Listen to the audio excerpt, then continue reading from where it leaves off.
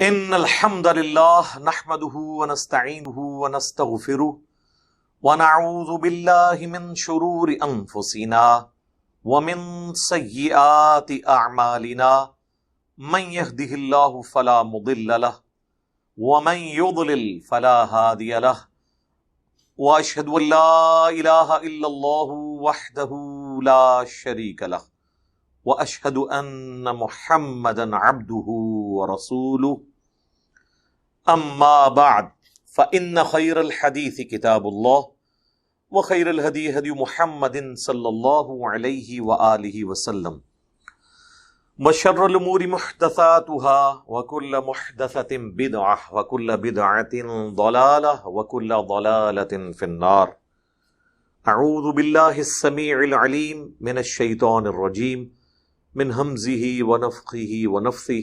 بسم اللہ الرحمن الرحیم. رب اشرح لی صدری ویسر لی امری واحلل عقدۃ من لسانی یفقهوا قولی. بسم اللہ الرحمن الرحیم.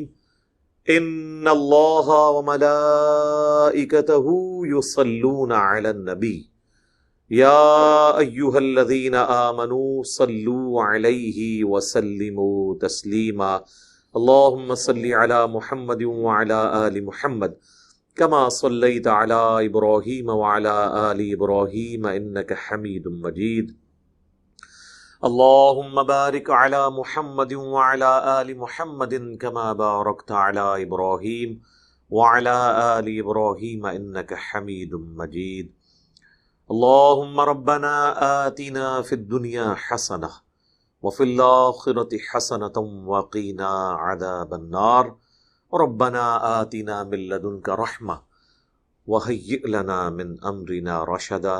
لا الہ الا انت سبحانک انی کنت من الظالمین. حسبنا اللہ ونعم الوکیل. یا حی یا قیوم برحمتک استغیث ولا حول ولا قوة الا باللہ العلی العظیم. آمین. الحمدللہ آج 5 ستمبر 2021 کی قرآن کلاس نمبر 91 کی اسٹوڈیو ریکارڈنگ ہونے جا رہی ہے. آج انشاءاللہ تعالی ہم سورۃ المائدہ کی آیت نمبر 15 سے آنورڈ سٹارٹ لیں گے. اعوذ باللہ من الشیطان الرجیم. بسم اللہ الرحمن الرحیم. یا اہل الکتاب، اے اہل کتاب یعنی جیوز اور کرسچنز. قد جاءکم رسولنا، بے شک تمہارے پاس ہمارے رسول آ چکے ہیں.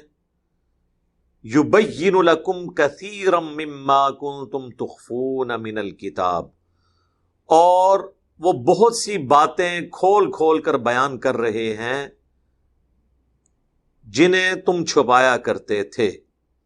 یعنی جو کچھ دین ٹیمپر ہو چکا تھا، تم نے دین کے اندر خود سے عقائد داخل کر دیے تھے.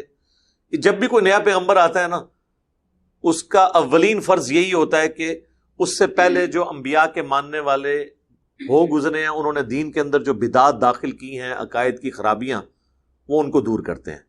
حضرت عیسیٰ ابن مریم کا بھی منصب قرآن پاک میں جگہ جگہ یہی بیان ہوا ہے کہ بنی اسرائیل میں جو خرابیاں تھیں انہوں نے ایڈریس کیا. یہاں نبی علیہ السلام کے بارے میں بھی آ رہا ہے کہ جو کچھ تم چھپاتے تھے، حق بات، سچائی کی بات، عقائد، نظریات، اللہ تعالیٰ کی خوشنودی کی چیزیں، وہ سب کی سب یہ پیغمبر ان میں سے اکثر چیزیں تمہیں کھول کر بیان کر رہے ہیں. وَيَعْفُو عَنْ كَثِيرٍ، اور کئی چیزوں سے درگزر بھی فرما رہے ہیں. ظاہر ہے موٹی موٹی ڈاکٹرن کلیئر کر دی جائے، باقی ہر باریکی کا نہیں بتانا ہوتا. یہاں پہ بھی لوگ باریکیاں بالکل پوچھ رہے ہوتے ہیں. جب موٹی موٹی بات بتا دی، اب باقی جتنی باریکیاں اس کے اندر فال کرتی ہیں وہ سب کی سب اسی کیٹیگری میں آ جائیں گی. قد جاءکم من اللہ نور وکتاب مبین، بے شک تمہارے پاس اللہ کی طرف سے ایک نور آ گیا اور روشن کتاب.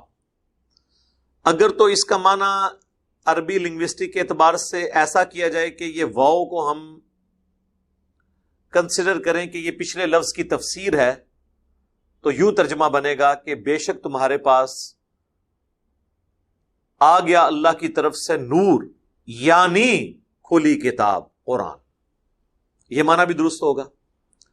اور اگر واو کو آپ اور کے معنوں میں کریں گے تو یہ ترجمہ بنے گا کہ بے شک تمہارے پاس اللہ کی طرف سے ایک نور آیا اور ایک کھلی کتاب. یہ دونوں معنی درست ہیں. عموماً اہل حدیث مکتب فکر کے لوگ اور دیوبند بریلویوں کے اوپر یہ الزام لگاتے ہیں کہ یہ دوسرے معنی کو پروموٹ کرتے ہیں چونکہ وہ نبی علیہ السلام کے لیے نور کا عقیدہ رکھتے ہیں. دیکھیں جہاں تک اللہ کے محبوب صلی اللہ علیہ وآلہ وسلم کی شخصیت کا تعلق ہے تو ہم انہیں نور ہدایت تو مانتے ہیں. انا ارسلناک شاہدا ومبشرا ونذیرا وداعیا الی اللہ باذنہ وسراجا منیرا. نبی صلی اللہ علیہ وآلہ وسلم اللہ کی طرف سے ایسے دائی ہیں جو چمکا دینے والے آفتاب ہیں، سراجا منیرا. تو نور ہدایت تو ہیں آپ، اس میں تو کوئی شک نہیں ہے. مسند احمد میں حدیث ہے، مشکات کے اندر بھی موجود ہے، دلائل النبوہ امام بیہقی کی کتاب میں بھی ہے کہ نبی علیہ السلام نے فرمایا میں دعائے ابراہیم ہوں، میں عیسیٰ کی بشارت ہوں، میں اپنی ماں کا وہ خواب ہوں جو انہوں نے میری پیدائش کے وقت دیکھا کہ ان کے لیے ایک نور ظاہر ہوا جس سے شام کے محلات بھی ان کے لیے روشن ہو گئے. یعنی آپ کی والدہ کو یہ بتا دیا گیا تھا کہ آپ سے جو بیٹا پیدا ہوگا بالآخر یہ رومن امپائر تک بھی اس کی دعوت پہنچ جائے گی، اس وقت کی سب سے بڑی سپر پاور. یہ بالکل صحیح سند سے حدیث ہے. اس طریقے سے ایک اور حدیث ہے مسند احمد میں، جامع ترمذی میں، نبی علیہ السلام نے فرمایا کہ میں اللہ کے ہاں اس وقت بھی خاتم النبیین لکھا ہوا تھا جب ابھی آدم علیہ السلام مٹی اور پانی کے درمیان تھے. اللہ کے علم میں اس وقت بھی آخری پیغمبر تھا. یہ ساری حدیثیں اپنی جگہ موجود ہیں، نور ہدایت والی بات بھی ہے. اور اسی کو سپورٹیو اہل سنت کی جو سب سے پہلی تفسیر ہے قرآن کی باقاعدہ طور پہ لکھی گئی، وہ تفسیر ابن جریر ہے، امام تبری کی. ابن جریر تبری المتوفا 310 ہجری، جو امام بخاری امام مسلم کے ہم اثر ہیں. انہوں نے تفسیر ابن جریر بھی لکھی ہے اور تاریخ ابن جریر بھی لکھی ہے. تاریخ ابن جریر کا عربی میں نام ہے تاریخ الامم والملوک، اور وہ تاریخ حضرت آدم علیہ السلام سے انہوں نے شروع کر کے نبی علیہ السلام تک کی ہے. کئی جلدوں پہ پھیلی ہوئی ہے، وہ اردو میں آ چکی ہے. اور اسی کی آپ سمجھ لیں تلخیص حافظ ابن کثیر نے کی ان سے تقریباً آلموسٹ 500 سال کے بعد، جسے ہم تاریخ ابن کثیر کہتے ہیں، اور عربی میں اس کا نام ہے البدایہ والنہایہ. اسی طریقے سے ابن جریر نے تفسیر ابن جریر بھی لکھی ہے، تفسیر تبری، قرآن کی وہ پہلی باقاعدہ تفسیر. اسی کی تلخیص پھر حافظ ابن کثیر نے کی تفسیر ابن کثیر. تو بیسیکلی جو بڑی پرسنالٹی ہیں وہ ابن جریر تبری ہیں. انہوں نے سورۃ المائدہ کی آیت نمبر 15 کے کانٹیکسٹ میں لکھا کہ اس آیت میں نور سے مراد اللہ کے محبوب صلی اللہ علیہ وآلہ وسلم ہے اور کتاب مبین سے مراد قرآن ہے. اور اس سے اگلی آیت اس کو سپورٹ بھی کر دے گی. 2007 کی بات ہے، میں حج کے لیے گیا تو وہاں پہ ایک لال داڑھی والے بیٹھے ہوتے ہیں دیوبندی بزرگ شیخ مکی، اور ان کا مقصد وہاں بیٹھنے کا سارا زہر اگلنا ہوتا ہے بریلویوں کے خلاف، اہل حدیث کے خلاف اور اہل تشیع کے خلاف. دیوبندیوں کے خلاف وہ اس لیے نہیں بولتے، وہ خود دیوبندی ہیں. اب آپ سوچ رہے ہوں گے کہ سعودی حکومت میں ایک دیوبندی کو انہوں نے کیوں دیا ہوا ہے. وہ بیسیکلی زمانہ جاہلیت کے وہاں پہ موجود ہیں، یعنی شروع سے ان کو کئی عربوں کے ساتھ دوستی لگ گئی، اور وہ ایک ہوتا نا ایک پرانی کوئی آخری معاملات چل رہے ہوتے ہیں، وہ آخری یادگار اسلاف ہیں. اس کے بعد کسی دیوبندی کو وہاں پہ اجازت نہیں ملے گی، یہ آخری ہیں جتنے دن زندہ رہ لیں. اب تو آخری وقت میں تو آپ دیکھ رہے ہیں کہ وہ عجیب قسم کے بیہودہ واقعات اور اس قسم کے سوالات کے جوابات دے کے امت کی خدمت کر رہے ہیں. وہی جو مفتیوں کے کام ہے، یہاں پہ بھی مفتیوں کی ویڈیوز لیک ہوتی ہیں تو وہ اس قسم کے سوالات کے جواب دیتے ہیں.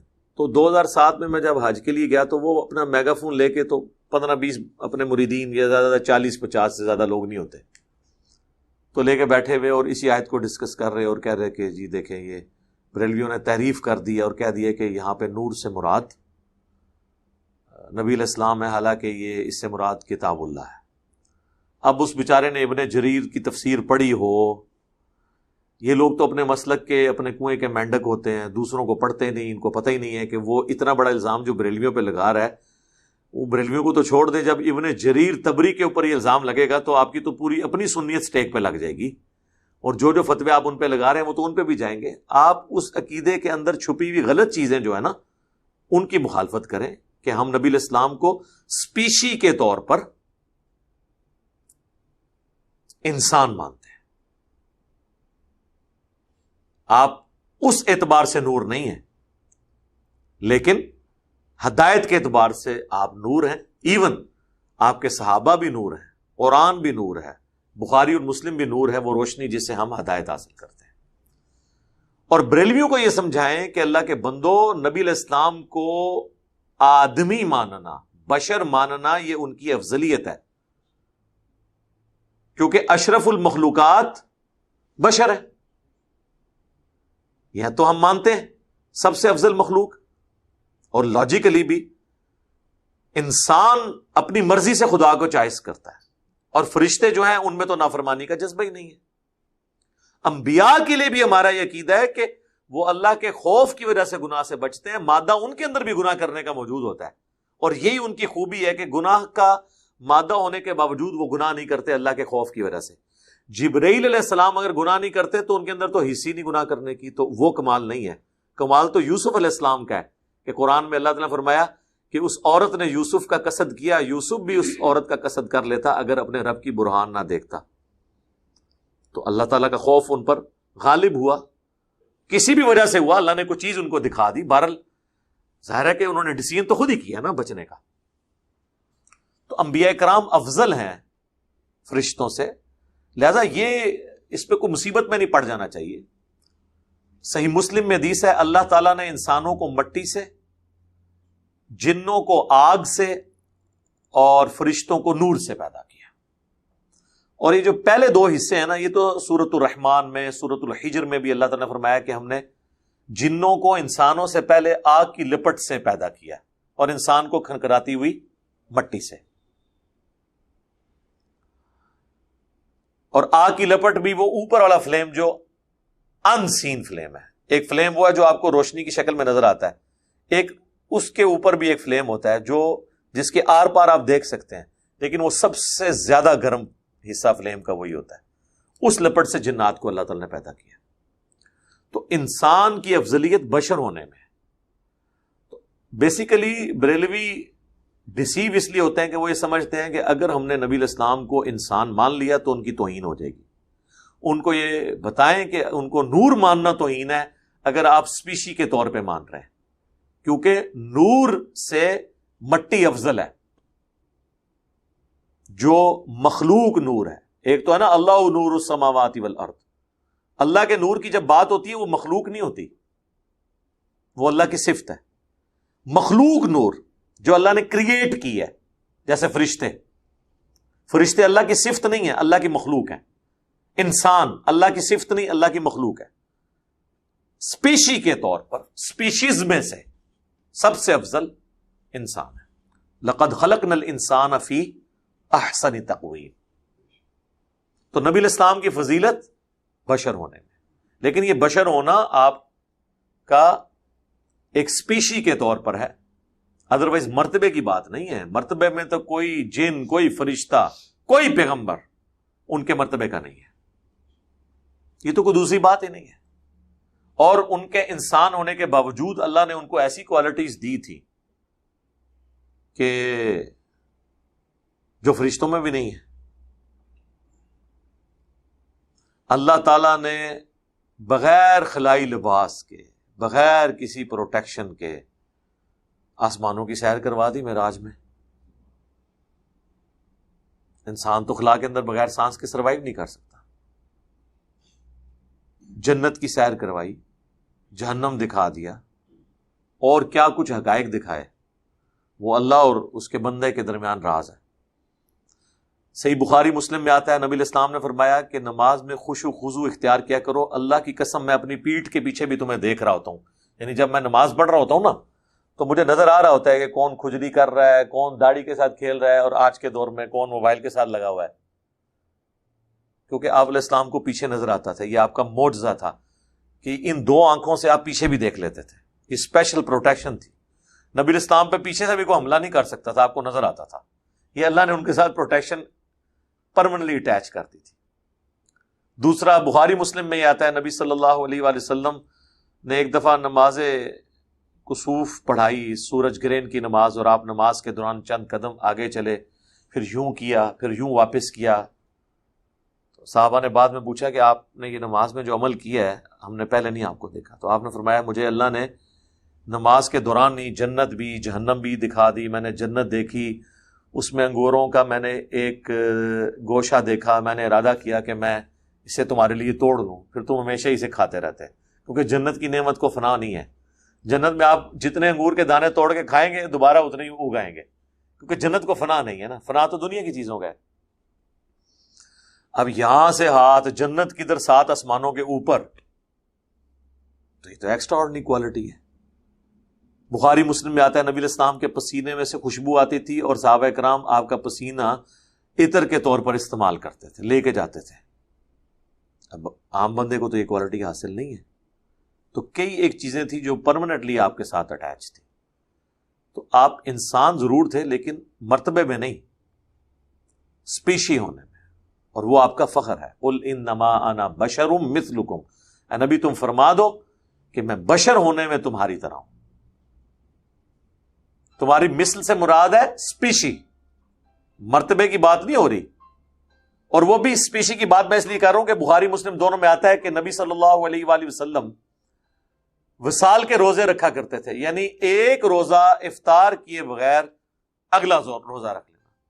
صحابہ کرام رضوان نے بھی یہ روزے رکھنے شروع کیے، لیکن کتنا عرصہ رکھ سکتے تھے؟ بے ہوش ہو گئے۔ آپ علیہ السلام غصے میں آئے، جلال میں آپ نے فرمایا ایکم مثلی، تم میں سے کون ہے جو میری مثل ہو؟ یعنی نبی علیہ السلام کو جو اللہ نے طاقت دی ہے وہ عام انسانوں میں تو نہیں ہے۔ کسی نے نہیں کہا یا رسول اللہ قرآن میں ہے قل انما انا بشر مثلکم، کوئی اہل حدیث ہونا تو شاید کھلو ہی جاندہ جی۔ سورۃ الکاف آیت نمبر اتنی 110 نمبر آیت ہے، لیکن وہ پوری نہیں پڑھ دینا۔ اگے آیا ہے کہ مجھ پر وحی نازل ہوتی ہے، جدو وحی نازل ہوگی تو پھر مثلکم او علی مثلکم نہ ہویا، وحی کا نازل ہونا ہی بہت بڑی ڈیفرینشیشن ہے۔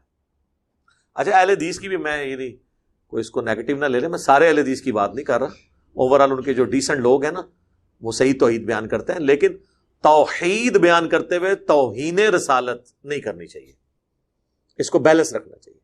توحید بیان کرے توہین رسالت کے بغیر، جو صحیح توحید ہے۔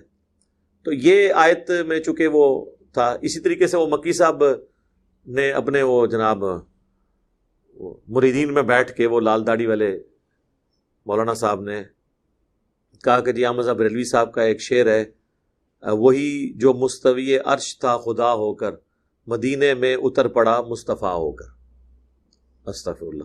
اور اس کی نسبت انہوں نے احمد صاحب بریلوی صاحب کی طرف کی، اور یہ صرف مکی صاحب نے نہیں کی ہے، ڈاکٹر اسرار صاحب نے بھی کی ہے۔ میری جب ملاقات ہوئی 2008 میں، میں نے کہا حضرت یہ آپ کو کس نے کہانی کروائی ہے کہ یہ اعلیٰ حضرت کا شعر ہے؟ انہوں نے کہا یار وہ میں نے البریلویہ کتاب پڑھی تھی احسان لائی زہیر کی، اور اہل حدیثوں سے میں نے سنا ہے۔ تو ہمارا مسئلہ یہ ہے کہ ہم جن بندوں کے بارے میں عقائد ہیں ان سے نہیں پوچھتے کہ آپ کا یہ شعر ہے۔ یہ تو وہ شعر ہے کہ 2004 میں توصیف راشدی صاحب کے جو بڑے بھائی ہیں طالب الرحمان شاہ صاحب، وہ مناظرہ ہار گئے تھے شوکت سیالوی بریلوی سے۔ انہوں نے یہ شعر پڑھ دیا کہ یہ آپ لوگوں کے، آپ کے بزرگوں کے اشعار میں سے ہے۔ انہوں نے کہا جی شاہ جی تسی سید ہو، بہت احترام ہے۔ وہ اہل حدیث وہ جو تھے نا وہ سید طالب الرحمان شاہ، پہلے ان کا نام تھا طالب حسین، بعد میں انہوں نے طالب الرحمان کر لیا، 5 بھائیوں کے نام میں حسین آتا تھا۔ تو ان کا شاہ جی بہت احترام ہے آپ کا، لیکن آپ بتائیں یہ شعر لکھا کہاں ہوا ہے؟ ہم مناظرہ یہیں پہ آپ کے کو جتا دیں گے، یہ بتائیں ہمارے کس نے۔ 40 منٹ پھر شاہ جی نوں وہ والا نہیں لبا، جو کہ شاہ جی تقلید کر بیٹھے سن اپنے بزرگاں دی، انہیں پھر بوندا کر کے انہوں نے جو کرنی سی کی تھی۔ اور یہ جو شعر ہے یہ تذکرہ غوثیہ کتاب ہے، جس کے بارے میں احمد صاحب بریلوی صاحب نے کہا ہے کہ اس کتاب کی خرید و فروخت حرام، اسے گھر میں رکھنا حرام، اسے پڑھنا حرام، کہ اس میں شرکیات اور کفریات ہیں۔ یہ اس کتاب سے شعر ہے جس کو اعلیٰ حضرت نے کفریات اور شرکیہ چیزوں کا پلندہ قرار دیا ہے، اور وہ اعلیٰ حضرت کی اپنی کتاب بھی نہیں، وہ کسی اور صوفی کی لکھی ہوئی ہے، انہوں نے اس کا رد کیا ہوا ہے۔ یہ ہوتی ہے دشمنی۔ مجھے کچھ عرصہ پہلے انڈیا سے ایک ای میل آئی اور ان کا جی یہاں پہ دیوبندیوں نے یہ مشہور کیا ہوا ہے کہ مولانا مودودی جو تھے وہ قادیانی تھے۔ آپ اندازہ کریں، طریقہ واردات آپ دیکھیں۔ میں نے کہا کوئی اور الزام نہیں ملا اتنا بڑا الزام اس شخص پہ کہ جس نے سب سے مدلل کتاب قادیانیوں کے خلاف لکھی ہے نا، قادیانی مسئلہ، وہ مولانا مودودی نے لکھی ہے۔ یہ باقی جو یہ تحفظ مجلس ہے، ختم نبوت والے، یہ تو صرف یہ وہ ان کی عبارتیں نکالتے ہیں۔ اس طرح کی عبارتیں تو دیوبندیوں اور بریلویوں کے بزرگوں کی بھی موجود ہیں۔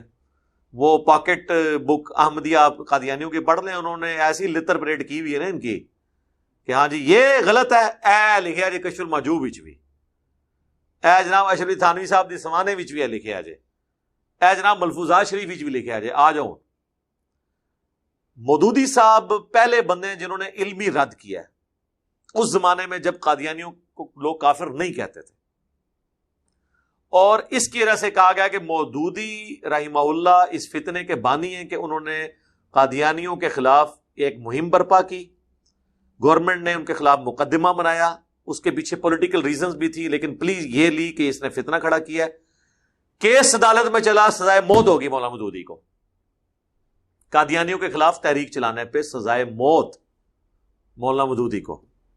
آج جتنے لوگ ٹھیکیدار بنے ہوئے ہیں ان سے پوچھیں کہ یہ اس مسئلے کو کس طریقے سے ہینڈل کیا ہے انٹلیکچولی، بعد میں چلیں وہ اور دیوبندی بریلوی مولانا بھی انوالو ہو گئے بیچ میں۔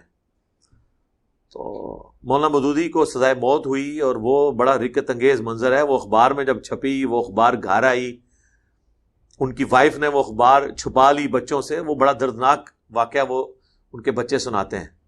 پھر ان کے ساتھ جو لوگ اٹیچ ہیں وہ بھی پھر ایک دلیری والے لوگ ہوتے ہیں نا، تو اور اسی بندے کو انہوں نے کہہ دیا قادیانی ہے، جس نے سب سے زیادہ قادیانیت کے خلاف کام کیا۔ یہ طریقہ واردات ہوتا ہے کہ آپ ایسی ادبی گالی دے دو کہ لوگوں کی مت ماری جائے۔ لیکن یوٹیوب حفظہ اللہ تعالی، فیس بک دامت برکاتہم عالیہ، آیت اللہ واٹس ایپ، اور اب تو وہ بھی آ گیا ٹک ٹاک حفظہ اللہ تعالی، ان سب کی برکت سے اب کوئی کسی کے خلاف کچھ بھی نہیں کر سکتا۔ پرانے محدثین کے بارے میں آپ کو ایک بندہ کہے گا کہ بہت بڑے سکہ صدوق راوی ہیں، دوسرا کہے گا یہ دجال تھا، تیسرا کہے گا اس کا حافظہ بگڑ گیا تھا۔ اب آپ مصیبت میں پڑ جاتے ہیں کہ میں کس کی بات مانوں کس کی نہ مانوں۔ آج اگر کوئی مودودی صاحب کے بارے میں کلیم کرے گا نا، تو سر مودودی صاحب کی تو کتابیں نیٹ کے اوپر چڑھی ہوئی ہیں، ان کی تعلیمات قرآن و سنت کے دلائل میں کئی ایک چیزیں میں نے بخاری مسلم سے خلافت و ملوکیت کا دفاع کر کے لوگوں کو بتا دیا کہ بھئی یہ مودودی صاحب نے کوئی اپنے گھر بیٹھ کے تو نہیں کتاب لکھی، یہ تو سارا مقدمہ بخاری مسلم میں موجود ہے۔ آپ کو کسی کو دھوکہ نہیں دے سکتا، پرانے زمانے میں دھوکہ لگ جاتا تھا۔ جس کے بارے میں آپ نیگیٹو تعارف کروائیں گے لوگ نیٹ پہ دیکھیں گے، جی دیکھیں وہ کیا کہتا ہے۔ مولانا اسحاق صاحب رحمہ اللہ کی وفات کے بعد کتنے لوگ ہیں جنہیں مولانا اسحاق کا تعارف ہوا ہے، وہ جانتے ہی نہیں تھے مولانا اسحاق کون ہے۔ ان کے مخالفین نے کہا جی وہ بابا ہے، جی وہ جی ایران کے ٹکڑوں پہ پلتا تھا، جی وہ یہ ہوتا تھا تو وہ ہوتا تھا۔ جو لوگ سعودیہ کے ٹکڑوں پہ پلتے ہیں وہ یہ سمجھتے ہیں کہ باقی لوگ پھر ہماری مخالف پارٹی سے لیتے ہوں گے۔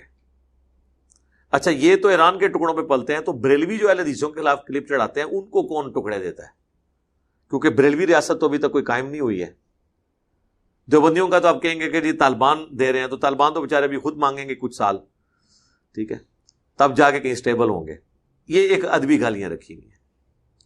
تو یہ ایک کریٹیکل آیت تھی، میں اسی لیے اس پہ تفصیل سے بولا کہ یہ ہمارے علماء مخالفت میں کس لیول تک الزامات لوگوں کے اوپر لگاتے ہیں۔ بہرحال یہ آیت بہت کریٹیکل آیت ہے، قد جاءکم من اللہ نور و کتاب مبین۔